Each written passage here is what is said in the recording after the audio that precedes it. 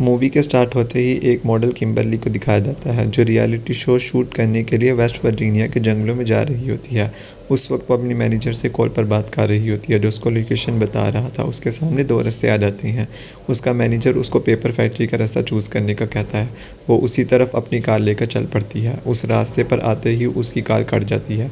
Mobile देखती है तो वहाँ पर नो सिग्नल आ जाते हैं। मोबाइल देखते हुए अचानक उसके गाड़ी के सामने एक आदमी आकर बुरी तरह टकरा जाता है। वो बहुत घबरा जाती है और गाड़ी से उतरकर उसे देखने जाती है। साथ साथ वो प्रे कर रही होती है कि वो मरा ना हो। वो देखती है कि वो मरा नहीं है, उसमें अभी सांसें बाकी हैं। वो उसकी हेल्प करना चाह रही होती है, लेकिन जैसे ही उसके पास जाती है वो अचानक उसे जो पकड़ लेता है। उसके नीचे वाले होंठ पर बुरी तरह काट के उसको अलग कर लेता है और उसके होंठ को कच्चा चबा जाता है। किम्बर्ली दर्द से तड़प रही होती है और वो वहाँ से भागने की कोशिश करती है, लेकिन सामने से एक और न्यूटेंट आकर उसके सामने खड़ा हो जाता है जो उसको पकड़ लेता है। वो न्यूटेंट 3 फिंगर था। वो किम्बर्ली को बिल्कुल सीधा खड़ा कर एक कुल्हाड़ी से उसकी 2 टुकड़े कर देता है।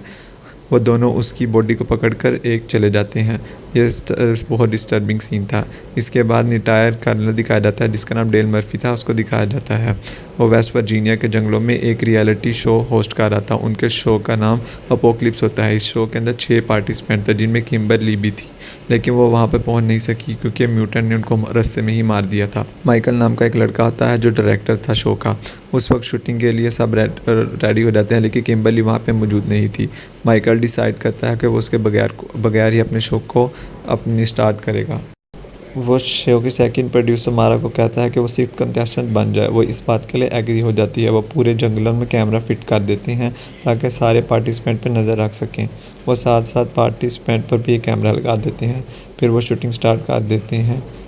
इन लोगों को अजीबोगरीब टास्क भी दिए जाते हैं कि उनको जंगल में जाके खाना ढूंढने हैं। वो 6 के 6 पार्टिसिपेंट एक एक टीम में डिवाइड कर देते हैं। उनको सारे रूल्स बता दिए जाते हैं। उनके बाद उनका शो स्टार्ट हो जाता है। उन लोगों ने जो कैमरा लगाया था उसकी फुटेज में हम नील को देखते हैं जो टॉयलेट कर रहा होता है। पीछे से एक न्यूटेंट आकर उसको पकड़ लेता है, उसका गला काट कर उसको मार देता है। इसके बाद हम नील को देखते हैं जो जंगल में खड़ा गेम को सेटअप कर रहा होता है। जब वो वापस आता है किसी ने टायर में तीर मार के उसका पंक्चर कर दिया होता है। उसके बाद उसको भी कोई तीर मारना शुरू कर देता है। वो खुद को बचा के वहाँ से भागता है और दरख्त के पीछे छुप जाता है। सामने से 3 फिंगर आ जाता है और उसको कुल्हाड़ी मारता है। वो बच जाता है और 3 फिंगर पर अपना चाकू भी फेंक देता है। वो सीधा जाकर उसके सीने में लगता है। 3 फिंगर को उसका कोई फ़र्क नहीं पड़ता। वो चाकू निकाल कर अपने ही खून को चाट लेता है। अचानक से वहाँ पर एक और न्यूटेंट आता है जो डेल को पीछे से मार के बेहोश कर देता है। दूसरी तरफ माइकल जो टीम ए को शूट कर रहा होता है, जो अपने चैनल को फेमस करने के लिए दुनिया को सर्वाइवल के अलावा और भी बहुत कुछ दिखाना चाहता था, लेकिन जेक इस बात से इनकार कर देता है कि मेरी फैमिली ने भी इस शो को देखना है, मैं ऐसा कुछ नहीं कर सकता। वो ये कहकर चला जाता है। वो चाहता था कि वो शो में सबसे ज़्यादा नज़र आए, इसलिए माइकल उसको लालच देती है। मीना और मारा को एक टास्क दिया जाता है। उनको ये था कि वो रिवर के पास जाकर उनको टास्क मुकम्मल करना था। वो जल्दी से रिवर के पास आती हैं। मारा उस टास्क को पूरा करने के लिए आगे बढ़ती है। देखते ही देखते टास्क को कंप्लीट भी कर लेती है। साथ में माइकल और इलीना को भी देख लेते हैं, जिससे वो बहुत ज़्यादा डिसहार्ड होती है। वो ये सब कुछ माइकल के लिए ही तो कर रही थी। वो काफ़ी दुखी हो जाती है, जिस पे मीना उसको बहुत समझाती है। एम्बर और जॉन्सी को एक बारबी को नज़र आते हैं और उनको लगता है यही उनका टास्क है। वो इस कपड़े की मदद से उसको उठा कर वहाँ से ले जाती हैं। मारा उस जगह को नहीं छोड़नी चाहती थी। वो चलते चलते एक घर के सामने आ जाती है। घर के अंदर घुसकर वो फ़ोन ढूंढ सकें। वो घर के अंदर जब जाते हैं तो उनको एक फ़ोन नज़र आता है जिसको पिक्चर्स देखते हैं। माँ ब्रदर और सिस्टर की तस्वीरें देखते हैं। अभी वो पिक्चर्स को देख रही होती हैं कि वहाँ पर कोई चिल्लाते हुए अंदर आ जाता है। वो दोनों छुप के देखने लगती हैं। वहाँ पर माँ और सिस्टर होती हैं। माँ को डिलीवरी पेन हो रहा होता है। सिस्टर उसे टेबल पर लिटा देती है और वहाँ पर ही एक बच्चे को पैदा करती है। वो बच्चा बहुत ज़्यादा ही डेंजरस था। मीना और मारा उस बच्चे को देख रही होती हैं, तभी सिस्टर की नज़र उनके ऊपर पड़ जाती है। वो चीखने लग जाती है। वो फटाफट से दरवाज़ा बंद कर देती हैं और बेड के सहारे से मजबूती से दरवाज़ा बंद कर देती हैं, लेकिन बाहर से सिस्टर दरवाजे को तोड़ रही होती है। वो सारी विंडोज़ को मजबूती से बंद कर देती हैं कि अब हम बाहर कैसे जाएंगे, लेकिन वो टॉयलेट का सहारा ले लेती हैं मजबूरी के साथ और वो वहाँ से बाहर चले जाती हैं। वो दोनों अपनी जान बचाकर तेज़ी से वहाँ से भाग रही होती हैं, लेकिन पाँव उनको देख लेता है। कुल्हाड़ी उनकी तरफ फेंकता है जो सीधा मारा के सर पे लग जाती है।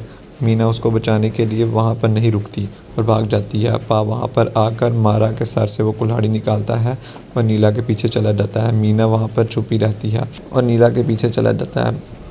दूसरी तरफ माँ ट्रक लेकर पा को वहाँ से लेने आती है और ट्रक के ऊपर उसने माना को भी बांधा होता है। वो उसकी उंगली को चुबा कर ढूंढ फेंक देती है और वो सीधा उंगली मीना के पास जाके गिर जाती है। मीना बड़ी मुश्किल से अपने मुंह पर हाथ रखकर अपने आप को चुप करने की कोशिश करती है। जब वो लोग वहाँ से चले जाते हैं मीना वहाँ से भाग जाती है। माइकल वहाँ से निकल कर गाड़ी की तरफ चला जाता है और पीछे से मीना अकेला रह जाती है। ब्रदर काफ़ी छुप के वहाँ से उन दोनों को देख रहा था। इतनी देर में सिस्टर भी वहाँ पे पहुँच जाती है और उसको देख के बहुत जेलस होती है और ब्रदर को पीटना शुरू कर देती है। अलीना वहाँ से भाग रही होती है कि सिस्टर उसको उसके पीछे पड़ जाती है। वो उसके बहुत कमर में बहुत से चाकू मार के इतना ज़ख्मी कर देती है कि उसकी स्पाइन तक नज़र आने लग जाती है और वो मौके पे ही मर जाती है। डेल को जब होश आता है वो देखता है कि उसको उल्टा लटकाया हुआ है। थ्री फिंगर उसके सामने खड़ा होता है। वो नील को काट कर डिनर की तैयारी कर रहा होता है। पा और माँ वहाँ पर ट्रक लेकर पहुँच जाती हैं और मारा की डेड बॉडी को वहाँ पर रख के चले जाती हैं। थ्री फिंगर ड्रिल को भी मारने वाला होता है कि वो उसको ज़ख्मी करके खुद को आज़ाद कर लेता है। डेल एक सोल्जर होता है। वो बड़ी हिम्मत से इन सब का मुकाबला करता है और लास्ट में वो थ्री फिंगर को गन छीन के उसको मार देता है।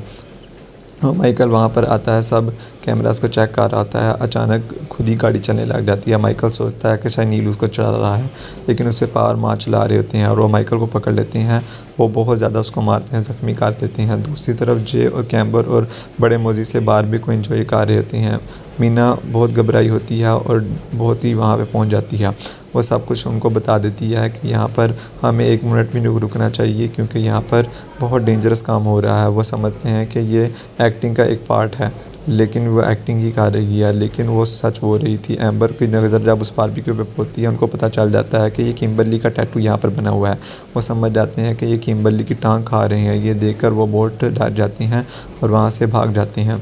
वो आरवी की तरफ आते हैं लेकिन उन्हें वहाँ कुछ नहीं नज़र आता। अब वो डिसाइड करते हैं कि हमें अपनी जान बचाने के लिए पेपर फैक्ट्री की तरफ भागना होगा। डेल को भी घर मिल जाता है। वो उस घर में मेन आर्ट भी मिल जाता है। मेन आर्ट मूवी के फर्स्ट पार्ट में गैस स्टेशन का मालिक था।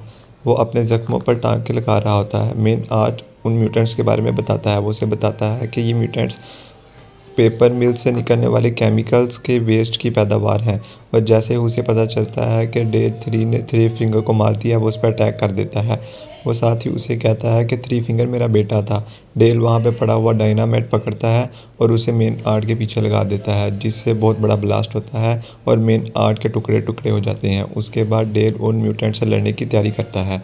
वो सारे इंस्ट्रूमेंट इकट्ठे करता है। वो चारों उस मिल को ढूंढ रहे होते हैं और जंगल से उसे किसी के चलाने की आवाज़ आती है। वो ब्रदर और सिस्टर होते हैं। जब वो उन्हें देखते हैं वो उनके पीछे पड़ जाती हैं। मीना यहाँ पर भी खुद गर्जी का मुजाहिरा करती है और वहाँ से तीनों को छोड़ के भाग जाती है। उनसे लड़ के उनको मारते हैं और वहाँ से चले जाते हैं। मीना भागते भागते एक गड्ढे में गिर जाती है और बाहर आने की बहुत कोशिश करती है, लेकिन अंदर ही फंस जाती है। मीना एक सेल्फिश लड़की थी। वो सबको मुसीबत में छोड़ के भाग गई थी, लेकिन फिर भी जैक उसे ढूंढने का फैसला करता है। वो एवर और जॉन्सी को कहता है कि तुम वो दोनों मिल की तरफ चले जाओ, वहीं मिलेंगे, और खुद मीना को ढूंढने के लिए चला जाता है। मीना उसकी हेल्प के लिए भागता है और उसको ढूंढ के उसको बाहर निकालने में कामयाब हो जाता है, लेकिन उसे बचाने में उसका शोल्डर डिस्कनेक्ट हो जाता है। वहाँ उन्हें ट्रक की आवाज़ सुनाई देती है। वो वहाँ से भाग जाता है और भागते भागते ऐसी जगह पर पहुँच जाते हैं जो आखिरी किनारा होता है। वहाँ पर एक रिवर होती है। इतनी देर में सिस्टर वहाँ पहुँच जाती है और उन पे गोलियाँ चलाना शुरू कर देती है। उन लोगों के पास बचने का और कोई रास्ता नहीं होता।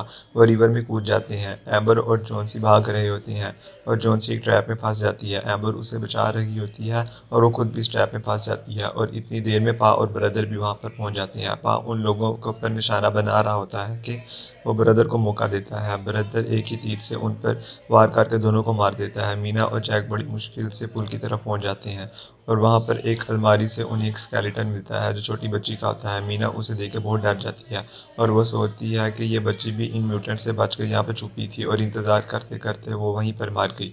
डर की वजह से मीना वहाँ से भागने लगती है, लेकिन जेन उन्हें पकड़ लेता है और कहता है कि जॉन्सी और एम्बर यहाँ पर आने वाले हैं, हमें उनका वेट करना चाहिए। वहाँ वो देखते हैं कि विक्टिम की बहुत ज़्यादा गाड़ियाँ खड़ी होती हैं जो तादाद में बहुत ज़्यादा थी।